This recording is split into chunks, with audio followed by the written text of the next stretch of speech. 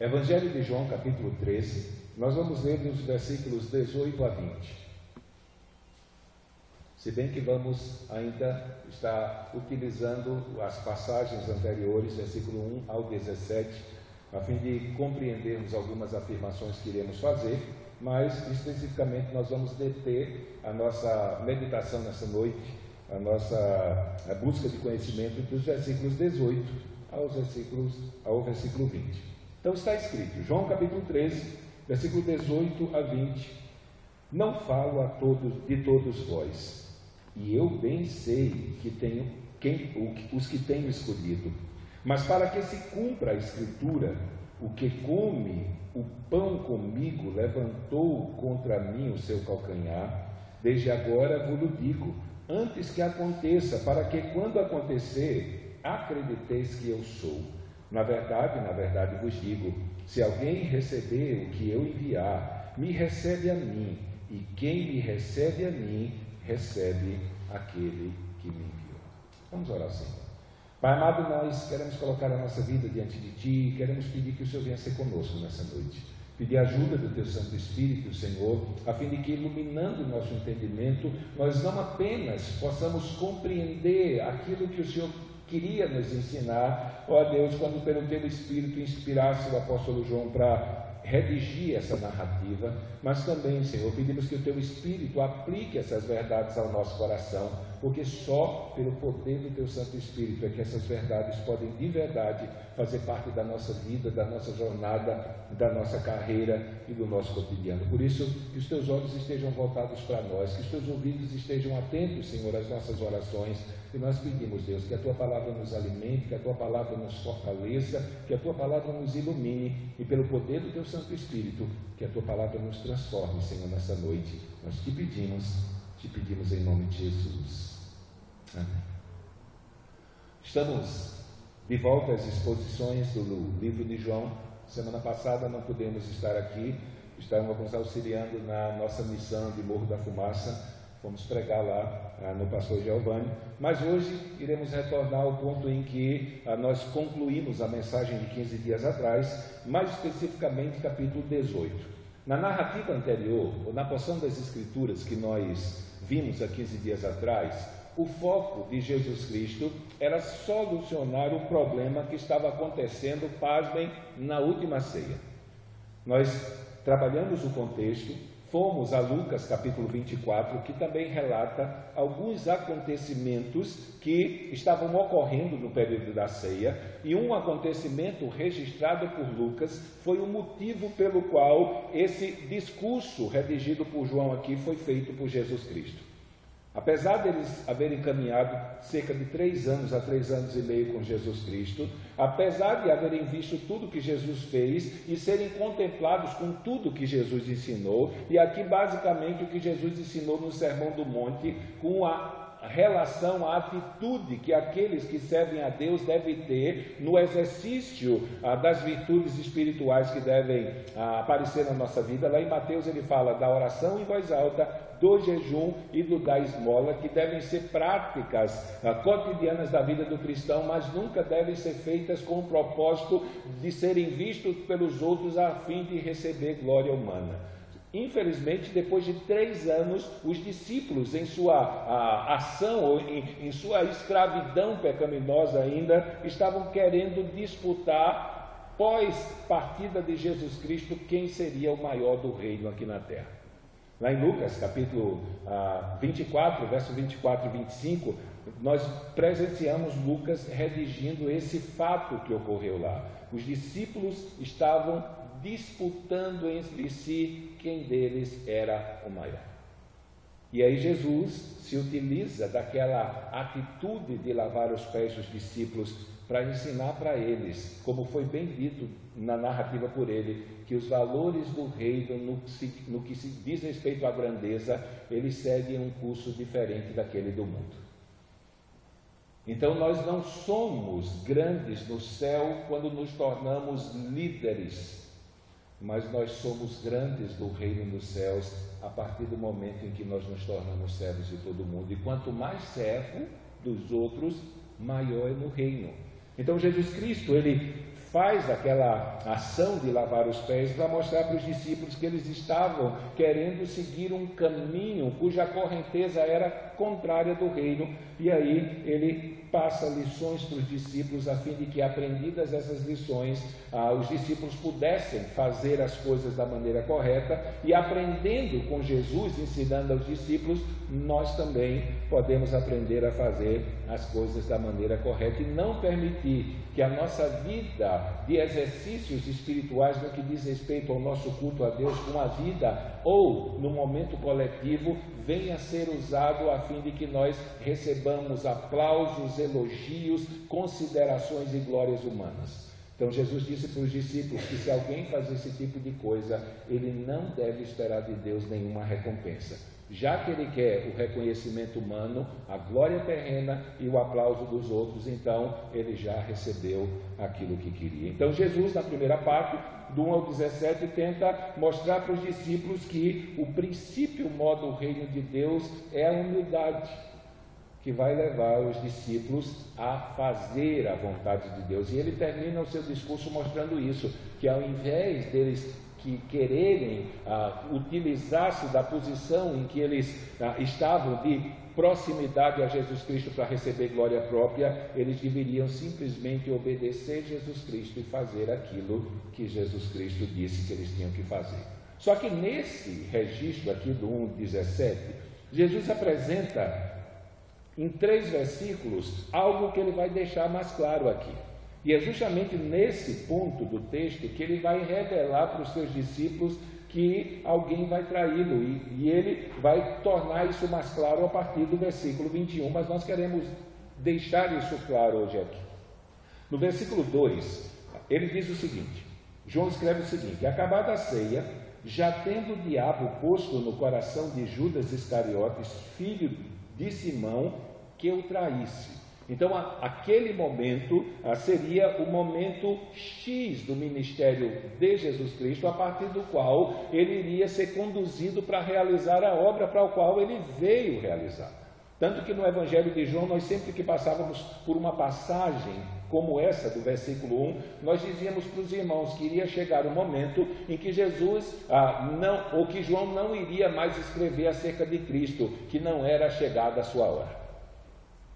Aqui no versículo 1, João vai escrever: ora, antes da festa da Páscoa, sabendo Jesus que já era chegada a sua hora. Havia chegado o cumprimento de tudo aquilo para o qual Jesus Cristo encarnou, nasceu, viveu e agora está caminhando para a consumação da sua obra, que seria a morte de cruz. E João vai dizer que Jesus amou aqueles que são seus e os amou até o fim. Mas apesar dessa demonstração extrema de amor, no meio dos discípulos havia um traidor. Então, verso 2 fala que o diabo já havia posto no coração de Judas a trair a Jesus Cristo. No versículo 10 ele vai dizer: disse-lhe Jesus: aquele que está lavado não necessita lavar senão os pés, pois no mais tudo está limpo. Ora, vós estáis limpos, mas não todos. E aí no verso 11 ele vai dizer: porque bem sabia ele quem o havia de trair, e por isso disse: nem todos estáis limpos. E é justamente quando ele vai deixar claro essa realidade, e no meio dos discípulos haver um traidor, que essa narrativa aqui do versículo 12 está inserida. Então, a partir daqui, começa a desenrolar os últimos acontecimentos da vida de Jesus Cristo, que culminarão na sua condenação, na sua morte, na sua ressurreição, na sua ascensão e na sua entronização dos céus. Então, aqui nessa passagem, Jesus Cristo fala do traidor e prepara os discípulos para aquilo que virá depois. Então, nesse momento, antes que seja revelado o traidor e tudo aquilo que virá a suceder essa traição aconteça, Jesus já alerta e já prepara os discípulos para que eles não venham desanimar quando as coisas estivessem acontecendo de maneira diferente daquilo que eles esperavam.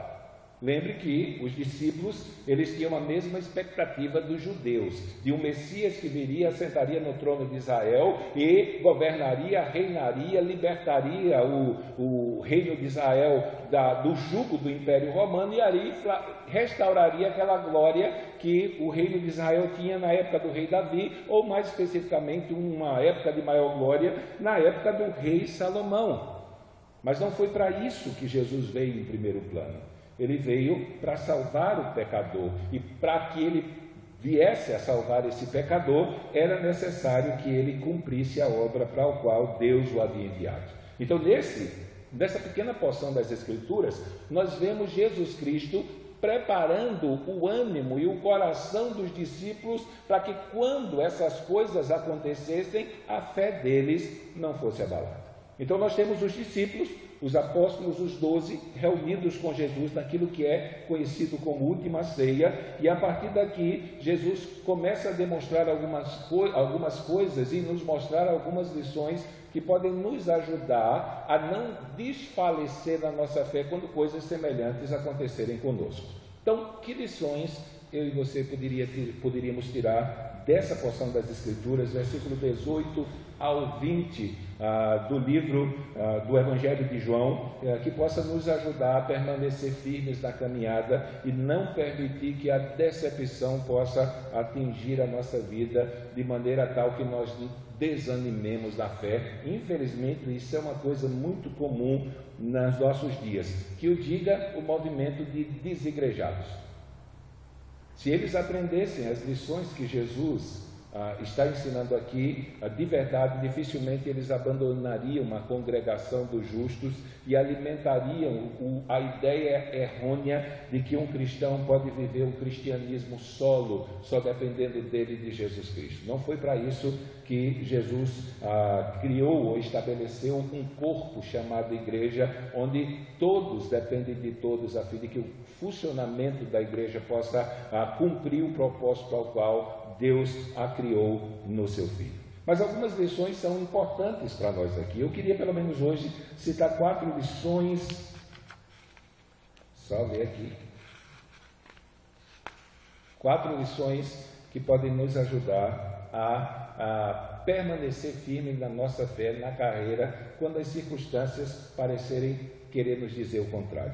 Então, a primeira lição que nós vemos aqui é que é possível alguém estar no meio do povo de Deus e até fazer o que o povo de Deus faz normalmente e não ser povo de Deus. É possível alguém estar no meio da multidão que professa fé evangélica, ser parecido com aqueles que professam fé evangélica, mas não ser evangélico. O exemplo dos 12 é um caso clássico daquilo que comumente nós vemos em nossos dias. E uma coisa que nos chama a atenção em Judas, apesar de haver registros nas Escrituras de que as inclinações do seu coração, mesmo estando com Jesus, caminhando com Jesus, no meio dos discípulos, não eram boas, como foi o caso daquela mulher que ungiu Jesus, e ele estava de olho no quanto valia. Para ele era melhor aquele dinheiro no bolso do que o ato de honra que estava sendo prestado a Cristo, mas o texto vai dizer lá que ele queria que fosse vendido um unguento, eram 10 meses de salário, aquele unguento deveria valer uns 10 mil reais, se fosse hoje, um perfuminho de 10 mil reais, e ela vai lá, derrama, e Judas põe os olhos em cima e diz, era melhor que fosse vendido, para que a gente pudesse dar o dinheiro aos pobres, mas ele não queria o dinheiro para ajudar a necessidade alheia, ele queria o dinheiro para roubar mesmo, e o texto vai redigir que ele era o tesoureiro do grupo, e além de ser tesoureiro, era ladrão. Então, nesse sentido, alguns episódios da vida de Judas, narrados nos evangelhos, nos levam a reconhecer a maldade que governava o seu coração, mesmo enquanto ele caminhava com Jesus. Só que a parte da maldade do coração que não se vê, é possível alguém esconder esse coração maldoso e manifestar aparentemente uma vida cristã. Tanto que os discípulos não notaram, e não há nenhum registro de algum escândalo que alguém teve em relação a Judas Iscariotes no que diz respeito ao seu papel nos 12 discípulos exercendo aquilo que Jesus ordenou a fazer. Então, nesse sentido, Jesus já começa a deixar claro aos discípulos, a preparar os discípulos, que no meio deles há um que não são deles. Apesar de parecer com eles e eles não conseguirem discernir quem é quem, porque na hora que Jesus, em outros evangelhos, se levanta e diz, olha, no meio de nós há um traidor, e eles entram tudo em parafuso, porque um olha para Jesus, um olha para o outro e faz, sou eu, Senhor, será que sou eu? Será que sou eu? Ninguém desconfiou de Judas, nem quando ele levantou da mesa e foi embora. Eles chegaram a pensar, quando Judas se levantou, como tesoureiro do grupo, que ele foi providenciar alguma coisa para a ceia. Então é possível, no meio do povo de Deus, existir pessoas que até fazem aquilo que o povo de Deus faz. E às vezes faz mais parecido com o povo de Deus bíblico do que o que é povo de Deus verdadeiro, mas eles não fazem parte do povo de Deus. Jesus havia dito e deixado claro que nem todos que estavam ali ele havia escolhido. Nem todos que estavam ali. Quando ele deixa claro essa realidade da proximidade de algo não muito bom, ele se volta para os discípulos e reafirma aquilo que ele disse. Ele vai dizer que não fala aquilo que ele está dizendo e disse anteriormente a respeito de todos.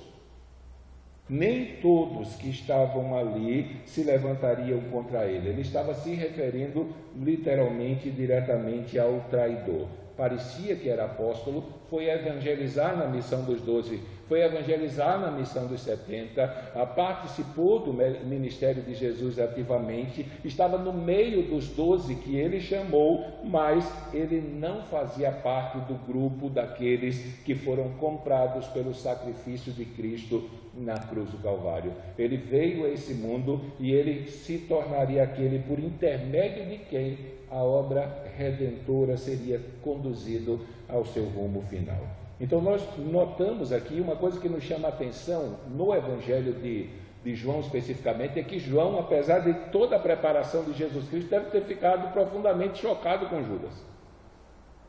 Porque enquanto os outros evangelistas só fazem afirmações acerca do porquê aquilo aconteceu, João, ele simplesmente tem o cuidado de analisar a traição de Judas na perspectiva de Cristo e sobre aquilo que Jesus Cristo declarou sobre ele. Não há uma citação só do ocorrido, mas aqui ele põe as palavras na própria boca de Jesus Cristo.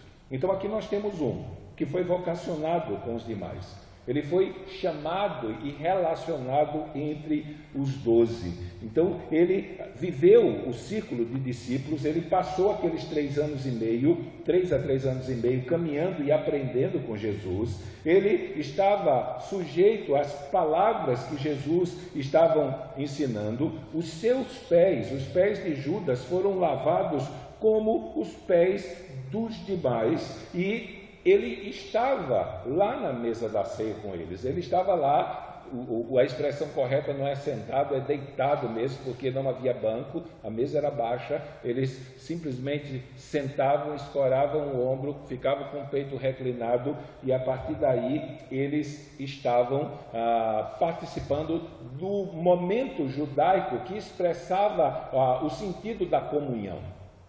Então, se em Jerusalém, ou no âmbito da vida comum do judaísmo, você fosse convidado por alguém para comer na casa dele, com esse convite, aquela pessoa estava dizendo que você era um amigo dele, que ele tinha comunhão com você, que ele amava você, que ele gostava de estar com você e que não havia nada entre você e ele que pudesse estragar aquela vida de harmonia e comunhão que vocês tinham. Então aqui nós temos o círculo dentro daquele pontapé inicial do cristianismo do Novo Testamento, que seria iniciado com a descida do Espírito Santo em Pentecoste. Nós temos Jesus reunido com aqueles que ele escolheu para andarem mais próximo dele e aprender dele. Então, dentro desse círculo, havia um que não era amigo dele. E uma coisa que chama a atenção aqui é que às vezes as pessoas questionam isso. Se Jesus era Deus e sabia todas as coisas, por que ele ainda permitiu que Judas estivesse ali? Porque ele ainda permitiu que se cumprisse, se estabelecesse tudo aquilo que foi estabelecido a partir do ato de traição de Judas. Uma coisa nós precisamos entender, que Jesus não foi pego de surpresa. Não foi. Quando João registra no capítulo 13, já no início, ele já sabia quem o ia trair. Já sabia que no meio daqueles que eram discípulos e que estavam no grupo mais próximo dele, que estava em primeiro plano sendo treinado para realizar a obra e dar continuidade à obra depois da sua morte e ressurreição. Então, por que é que Jesus, ele simplesmente não expôs Judas e disse para os discípulos: olha, eu quero dizer para vocês que o traidor é aquele ali? Por que Jesus não fez isso? Porque ele não desmascarou Judas e o expulsou. Por que é que ele, dentro da mesa da ceia, ele honrou Judas em detrimento dos demais? O ter dado o bocado molhado para Judas era um ato estabelecido numa festa, numa ceia de judaísmo, através do qual você distinguia aquele como um convidado mais especial que os outros. Então ninguém, absolutamente ninguém dos discípulos imaginaria que aquele a quem foi dada a maior honra na ceia fosse aquele que iria trair o Salvador. Jesus Cristo poderia fazer tudo isso, mas por quê? Às vezes nós questionamos isso quando temos lutas, e é normal nós ouvirmos: por que Deus não tira esse povo de dentro da igreja, só faz dar dor de cabeça? Ou alguém já disse: não seria muito melhor, não ia ser uma igreja meio sem graça, se todo mundo fosse igual, houvesse uma forma, todo mundo andasse da mesma maneira, pensasse da mesma maneira. Isso, em termos de corrida e carreira cristã, é algo impossível. Isso possivelmente vai acontecer depois da perfeição, mas enquanto estivermos aqui, sempre vai haver diferenças, sempre vai haver distinções, e a igreja, olhando para o autor e consumador da fé, vai continuar a sua carreira até o dia que seremos libertos de uma vez para sempre. Mas a questão é, por que Jesus, mesmo sabendo disso, de tudo isso, quem seria os traidores, já sabendo o plano de antemão, não interviu, não expulsou Judas e não acabou com tudo aquilo que iria culminar no seu sofrimento, na sua humilhação e na sua morte? Segunda coisa que nós aprendemos aqui, além de que é possível que exista no meio daquilo que chamamos povo de Deus, pessoas que aparentemente parecem ser parte do povo de Deus e não são escolhidos. Outra coisa, e até debatemos isso há algumas semanas atrás com pastores, é que Deus usa ímpios a fim de cumprir os seus decretos. Deus estabeleceu fazer coisas nesse mundo, e o instrumento que será usado para que esses decretos sejam tornados reais nesse mundo, na história humana, é que Deus vai se utilizar de pessoas ímpias, não crentes, para realizar a sua vontade, sem que isso determine que essas pessoas foram escolhidas por Deus para a salvação. Então é possível Deus se utilizar de uma pessoa ímpia para cumprir os seus propósitos, para cumprir a sua vontade, para fazer com que a sua vontade seja estabelecida. Na verdade, a gente poderia piorar a situação, mas fora desse texto, Deus usa até o diabo para cumprir os seus propósitos. Que o diga o 5º e o 6º selo de Apocalipse. Que o diga o espinho na carne de Paulo, que Paulo vai ser registrado lá, que era um mensageiro de Satanás, enviado para o esbofetear, a fim de que ele não se ensoberbecesse pela excelência das revelações que havia recebido. Então é totalmente inconcebível você pensar no diabo trabalhando para tornar um servo de Deus humilde, quando na verdade é explícito que todo o trabalho dele é levar os seres humanos a desejarem ter uma vida liberta do Criador. Então até o diabo pode ser usado por Deus para realizar os seus planos, para fazer com que os seus decretos sejam estabelecidos, da mesma maneira que no meio dos 12 havia um que não fazia parte dos escolhidos, assim diretamente. Ele é chamado do filho da perdição, aquele que veio para isso, mas que não faz parte daquele grupo de pessoas por intermédio de quem o reino de Deus aguarda. Então é possível Deus usar uma pessoa ímpia para cumprir os seus decretos, sem que ele haja eleito aquela pessoa para a salvação. E Judas é um exemplo disso. Nós temos alguns exemplos disso nas Escrituras. Talvez o que mais choca a gente assim é o caso de Demas, que foi companheiro de Paulo no ministério, foi missionário, fez parte da equipe missionária de Paulo, fundou igrejas com Paulo, mas foi o maior motivo de decepção e de tristeza que Paulo tinha antes de morrer. Nos últimos registros, ele lamenta por Demas haver amado o presente século e abandonado ele. No final da jornada, se revelou quem realmente ele era. E isso é a grande marca do cristianismo. Não é o que eu fiz no passado, não é o que eu quero fazer no presente. O que testifica que eu faço parte do povo de Deus de verdade é aquilo que eu sou hoje. Eu sou hoje. Isso, aquilo que eu sou hoje vai ser amanhã, e depois de amanhã, numa intensidade maior, por força da obra do Espírito Santo, operando a obra da santificação na nossa vida. Então aqui, Judas é uma prova de que Deus pode se utilizar de pessoas ímpias para cumprir os seus decretos, sem que diretamente essa pessoa esteja no meio do rol daqueles que serão conduzidos à salvação. Mas por que ele segurou? Porque ele esperou até que se concretizasse toda aquele ambiente de traição, aquele ambiente que iria conduzi-lo à morte na cruz. Ele fez isso, como vai estar dito ali, mas para que se cumpra a Escritura. Judas foi um instrumento de Deus para que se cumprisse Jesus Cristo, não apenas a profecia que falava desse momento de traição, mas também a obra redentora que Cristo veio realizar. Então ele vai citar o Salmo 41:10, e como essas palavras são postas na boca de Jesus Cristo, aquilo que Jesus Cristo está dizendo vai acontecer. Então Jesus já está preparando os discípulos para que eles não fiquem decepcionados se de alguma maneira o comportamento e a atitude de alguém que está no meio deles e que aparentemente faz parte deles for contrário àquilo que é estabelecido. Então é possível isso. Nós encontramos muitas pessoas às vezes que estão desigrejadas porque se decepcionaram com o comportamento de um irmão, ou com o comportamento de um líder, ou com o mau comportamento de um pastor. Se uma pessoa for pensar numa vida cristã que depende do bom comportamento dos irmãos de maneira contínua, enquanto estiverem nesse mundo, sem cometer nenhum erro para permanecer na igreja, não vai ficar ninguém. Porque a perfeição é prometida para o último dia.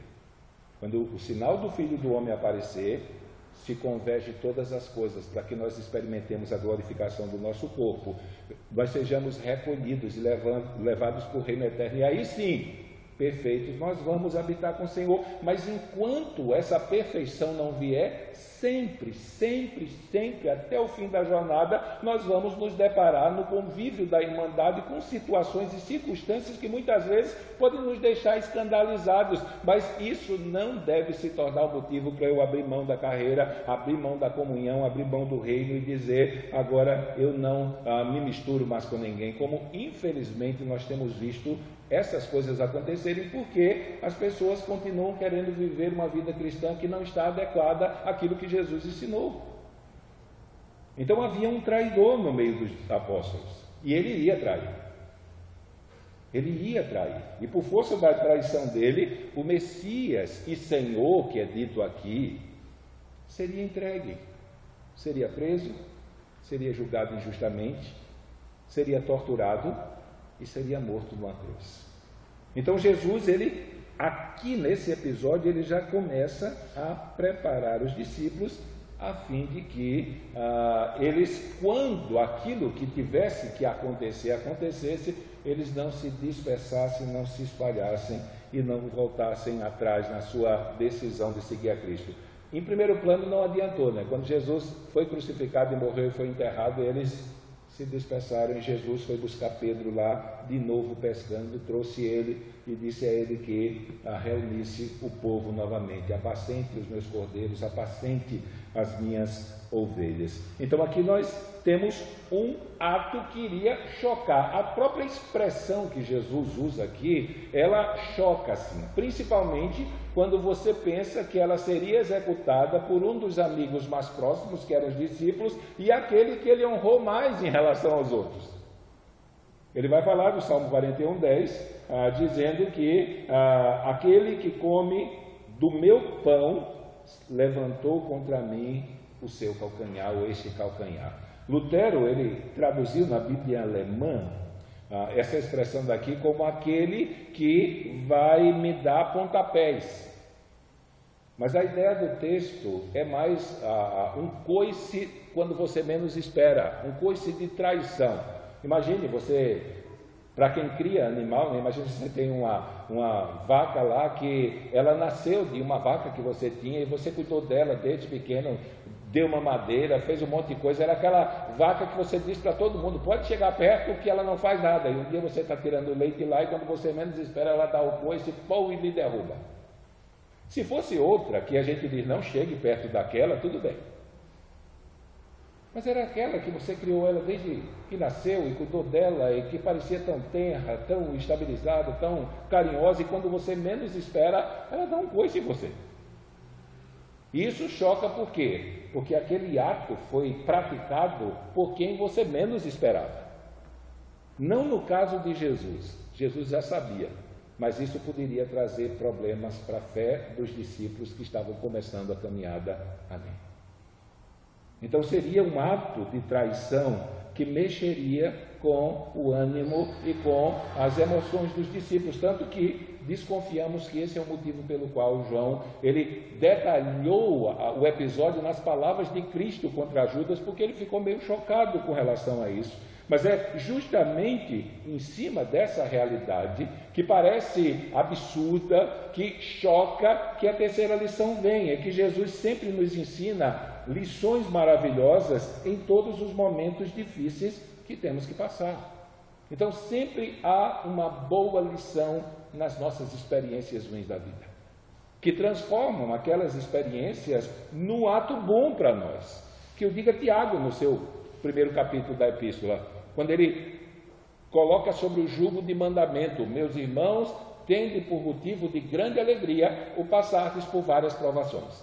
Então, se eu sou crente, estou passando por provação, e por causa da provação eu estou triste, eu estou em pecado. Porque o que existe em Tiago é um mandamento. É um mandamento.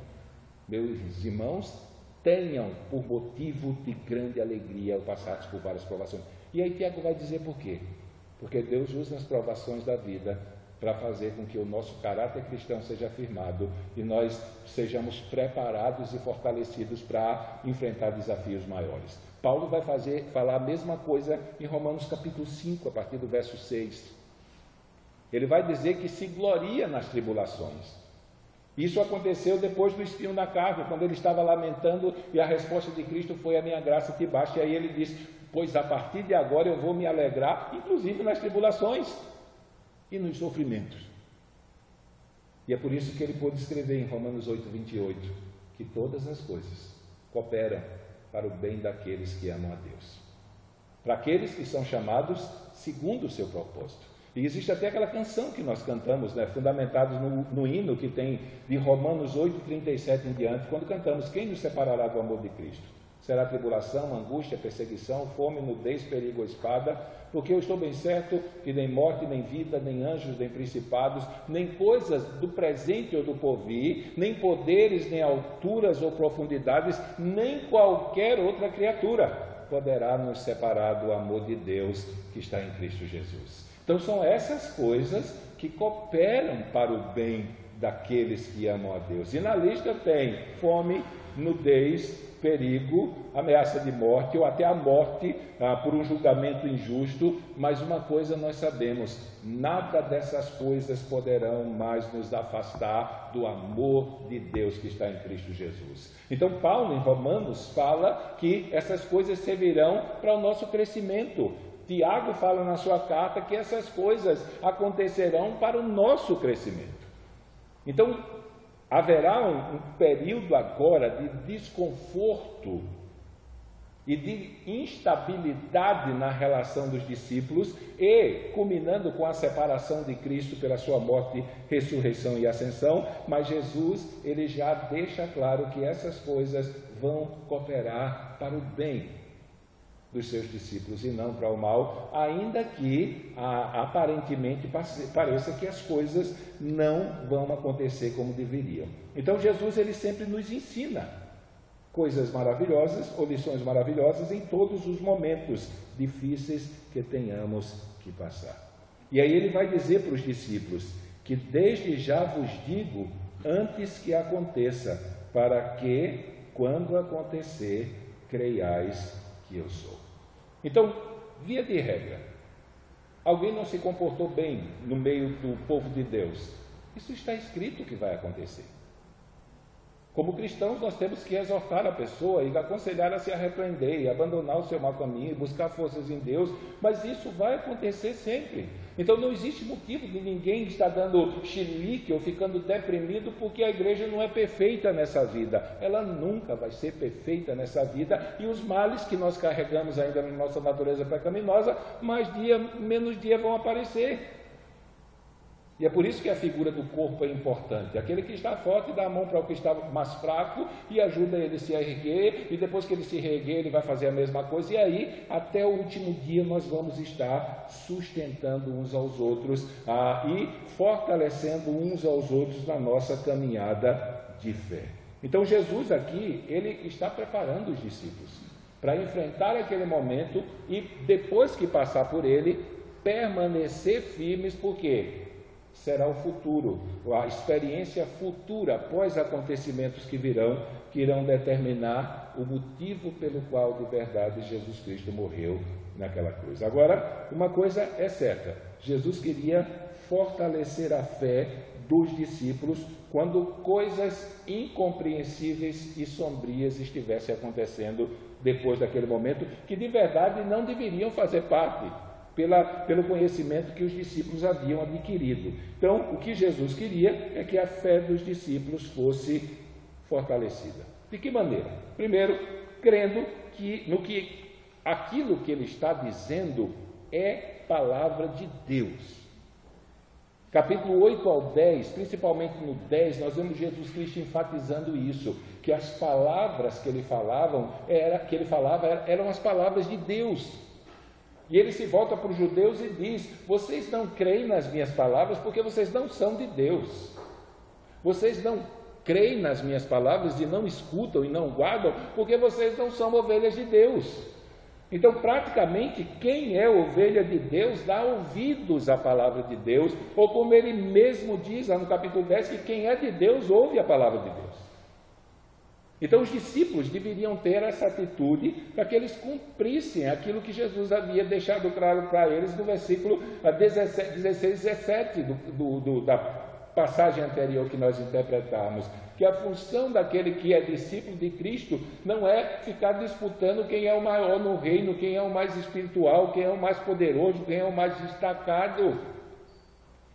Mas a função de um discípulo de Cristo é servi-lo e ansiar por ser sempre o menor e nunca o mais visto, o mais aplaudido e o mais admirado no reino. Porque isso traz problemas para a igreja, traz problemas para o testemunho. Então aqui a fé deveria fazer os discípulos aceitarem que aquilo que Jesus está falando é a palavra de Deus, para que eles não se deixassem governar pelos o que eles iriam ver logo após essa ceia haver terminado. E segundo, os discípulos deveriam entender e aceitar o conteúdo da mensagem. E é aqui que mais uma vez a narrativa do Evangelho se encaixa no propósito dele, que está lá em 20 e 31, quando diz que essas coisas foram escritas para que creiais ser Jesus, o Cristo, o Filho de Deus, e crendo tenhais vida nele. Então Jesus Cristo está próximo a concluir a obra que iria selar definitivamente a vida eterna sobre a vida daqueles que creem. Ele iria consumar a obra, e para consumar a obra, ele teria que passar por todo aquele processo que se iniciaria com a atitude do traidor no momento da ceia de comunhão que ele estava tendo com os seus. Então era necessário que a fé dos discípulos estivesse fundamentada na palavra de Cristo, que eles acreditavam ser a palavra de Deus, e nesse sentido eles deveriam acreditar que Jesus era Deus. Era necessário que a divindade de Cristo não fosse manchada pelos acontecimentos que viessem. Imagine se eu e você estivéssemos lá.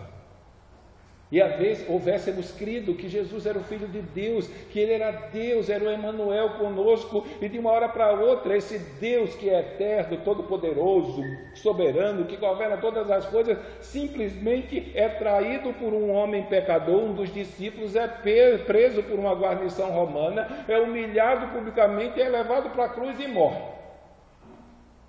Então aquilo que estaria diante dos olhos dos discípulos ia simplesmente apelar para que eles não acreditassem naquilo que Jesus havia dito que era.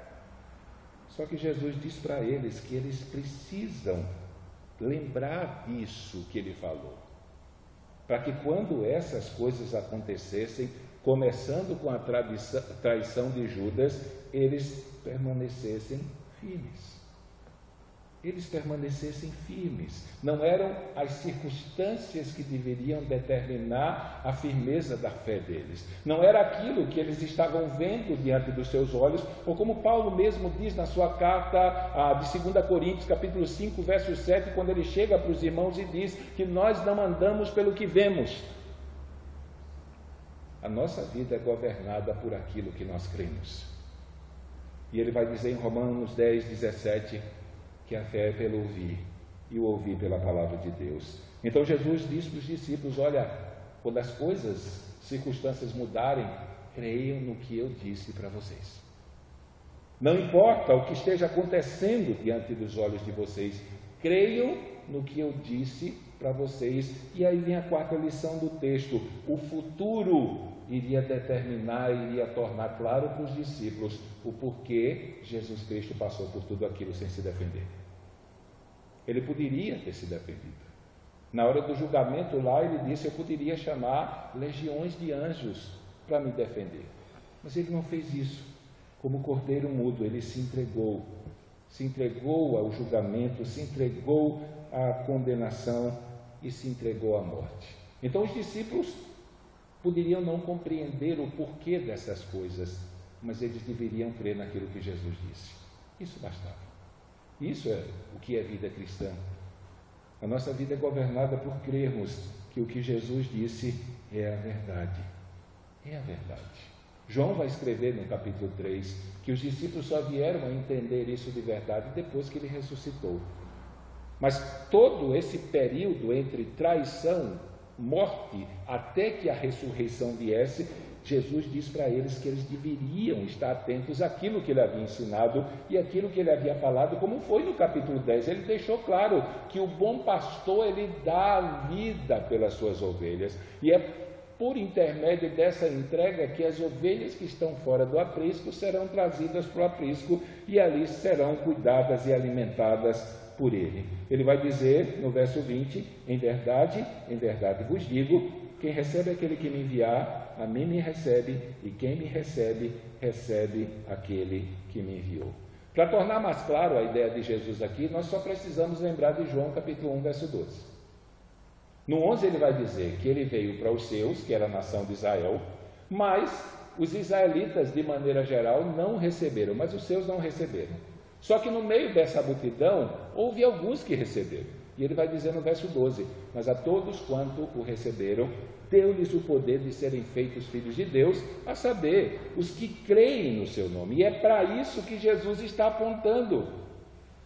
para a tarefa que ele tem a realizar por intermédio dos discípulos após ele cumprir tudo aquilo que havia sido enviado por Pai para cumprir. Então Jesus está cônscio de tudo aquilo que ele iria passar. Isso não foi pego de surpresa. Desde a primeira aparição dessa consciência nos evangelhos, é naquele momento em que ele está na cerimônia do Bar Mitzvah lá, fazendo a sua avaliação teológica pelos mestres de Israel, para ver se José havia ensinado a lei direito para o seu filho primogênito. E aí ele passa 3 dias lá, e Maria e José chega e diz, vai tentar questioná-lo por que é que ele está ali.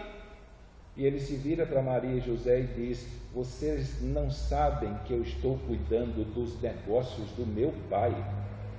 Então ele tinha plena consciência da obra e para onde essa obra o estava levando. E ele queria que os discípulos não se sentissem abalados e enfraquecidos na fé quando parecesse diante dos seus olhos que o sonho deles acabou. Que eles creram em mais um Messias que não era verdadeiro, mas que eles aguardassem que o futuro iria determinar, iria tornar claro o motivo pelo qual Jesus Cristo teve que passar por tudo aquilo. Eles poderiam questionar uma série de coisas, mas simplesmente eles deveriam somente acreditar naquilo que Jesus fez. Ele não queria, e mesmo tendo poder para isso, não poderia impedir que aqueles atos não fossem realizados. Porque o que estava em jogo ali eram os decretos estabelecidos pelo Criador, desde a fundação do mundo, para salvar a vida de pecadores que haviam se rebelado contra ele. Ele não veio escapar da cruz, ele veio para a cruz. Então, à medida que parecesse que Judas tinha mais autoridade que ele, que os exércitos romanos tinham mais poder que ele, e que as autoridades romanas, ao condená-lo, tinham transpassado e passado por cima do poder de Deus e da soberania de Deus, para que essas coisas não acontecessem, era necessário que simplesmente eles crescem em Jesus Cristo. E depois da obra realizada, eles iriam entender o porquê. E aqui João 12, ele apresenta essa realidade de que a partir da aceitação da obra do Salvador, do Filho de Deus, pelo ser humano, ele passa a existir nessa vida como um filho de Deus verdadeiro. Aquela verdade ímpar, ninguém nasce filho de Deus. Nós viemos a esse mundo como criaturas, mas para entrar no reino de Deus temos que nos tornar filhos. E para nos tornar filhos, nós temos que crer na obra que Jesus Cristo realizou na cruz do Calvário para nos salvar.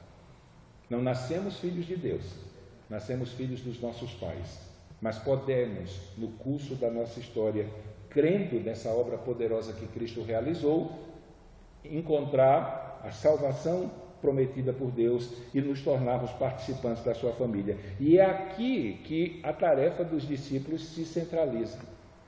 Depois que Jesus fosse traído, depois que Jesus fosse entregue, depois que Jesus fosse condenado, fosse morto, ressuscitasse e ascendesse aos céus, os discípulos seriam enviados no poder do Espírito Santo, a fim de que essa mensagem da obra que Cristo fez para salvar o pecador pudesse chegar aos ouvidos do mesmo. E é nessa perspectiva que nós vimos aquilo que está escrito no capítulo 20. Jesus vai dizer que nesse trabalho de apresentar a mensagem do Evangelho ao pecador, apresentando Jesus Cristo como aquele que Deus enviou para morrer naquela cruz no lugar do pecador como castigo pelos seus pecados e haver derramado o seu sangue para, a partir da fé nele, ter os seus pecados perdoados, eles deveriam ir a todas as nações, a todos os povos, falando essas verdades. E aí entra quem recebesse o mensageiro que ele enviou e com ele recebesse também a mensagem que eles traziam, por meio dessa ação de crer naquilo que o enviado de Jesus apresentou para ele, ele receberia o próprio Jesus e se tornaria participante da família de Deus. Então o processo é esse. Jesus cumpriu a obra e disse para aqueles que são seus: ide e pregai o Evangelho a toda criatura. Façam discípulos em todas as nações. Invadam o mundo e anunciem a mensagem do Evangelho. Quem receber, a obra de Cristo como obra de salvação, ela recebe Cristo, recebe o próprio Deus e, como consequência disso, se torna participante da sua família. E isso estimularia os discípulos a continuar a obra. Você saber que você foi separado por Deus, para que através da sua vida, outras pessoas que veem esse mundo como criaturas pecadoras possam se tornar participantes da família de Deus. À medida que nós pregamos o Evangelho, o nome de Cristo e a obra de Cristo está sendo apresentada para o pecador. E para cada pecador que crê de verdade na pregação do Evangelho, na mensagem do Evangelho, esse pecador se torna amigo de Jesus Cristo, se torna amigo de Deus e se torna participante da sua família. Problemas até a vinda de Cristo vamos ter. Fraquezas pessoais vamos ter. Muitas vezes vamos nos escandalizar com comportamentos de pessoas, vamos nos escandalizar. Vamos ficar chocados, vamos ficar horrorizados, mas nenhuma dessas coisas devem servir de álibi para que eu abandone a carreira, para que eu abandone o caminho, para que simplesmente eu me afaste da comunhão dos santos. Porque Jesus já deixou isso claro na sua palavra, que a perfeição só vai vir no final. Enquanto a perfeição não chega, devemos correr a nossa carreira, como diz o escritor aos Hebreus, olhando firmemente para Jesus, o autor e consumador da nossa fé. Então, curva a sua cabeça e pense nisso. Somos, enquanto estamos nessa vida, uma igreja imperfeita. E querendo ou não, mais dia menos dia, as nossas imperfeições vão aparecer. Só que nós não estamos na igreja por causa da perfeição dos outros. Nós fazemos parte da igreja por causa da perfeição do nosso Salvador. E o escritor aos Hebreus diz que nós devemos correr a nossa carreira, olhando firmemente para Jesus, o autor e consumador da nossa fé. E Paulo diz na sua carta aos Romanos que aquele que corre a sua carreira, tendo como fundamento da sua esperança a obra de Cristo, ele pode estar certo que quando chegar ao fim da carreira, ele não será decepcionado pelo seu Salvador. Não será. Ele consumou a obra e ele virá nos levar e nos resgatar para estar com ele para todo sempre. Por isso, olha o Senhor, cubra a sua cabeça. Foi por isso que Jesus não se defendeu. Foi por isso que Jesus, entre aspas, permitiu que Judas vencesse naquele momento. Foi por isso que depois daquele momento no Getsêmani, Jesus permitiu que os soldados vencessem.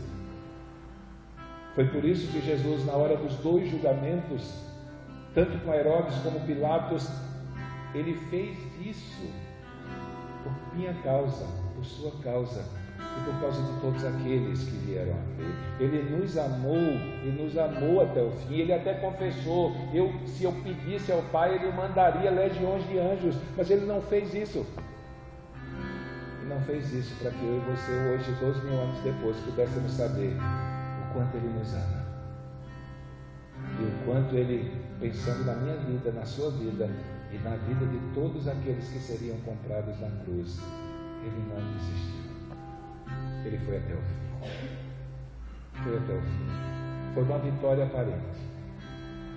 Ele teve que aparentemente perder, para que não apenas ele vencesse glorioso, mas para que nós vencêssemos juntamente com ele. Então, oração. Pai amado, nós queremos colocar a nossa vida diante de Ti, queremos Te agradecer, Senhor, por essa obra maravilhosa